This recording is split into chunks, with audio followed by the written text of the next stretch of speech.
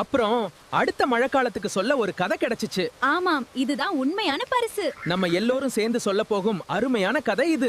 மேகங்கள் வந்தாச்சு, பயப்பட வேண்டாம், நாம் பாதுகாப்பாக இருக்கிறோம், நாம் இங்கே இருப்போம். கத்துங்கள், மழை வருகிறது. அமைதியாக இருங்கள், நாம் இங்கு விளையாடுவோம். இந்த புதைசேறு விளையாட்டு திடல் எவ்வளவு அழகாக இருக்கிறது. ஆமாம், மிகவும் அற்புதமாக இருக்கிறது.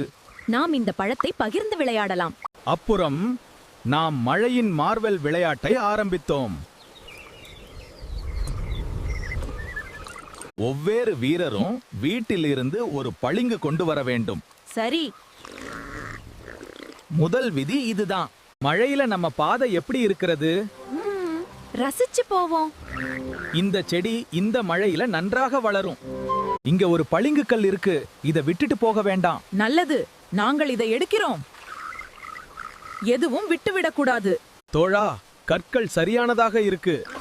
தவளை, இப்போது எளிதாக கடக்கலாம். ஆம், நமது ஆற்றல் மிக்க பாலத்தை பார். அனைவருக்கும் விளையாட்டு தொடங்குகிறது. கவனமாக பங்கேற்கவும். வெற்றியாளர்களுக்கு இனிமையான பரிசுகள் காத்திருக்கின்றன.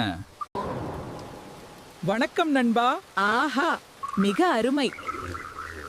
மகிழ்வி. குவாக்.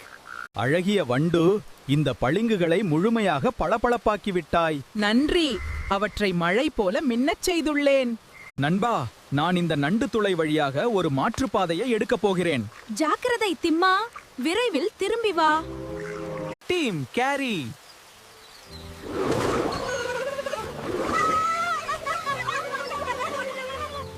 வெற்றி.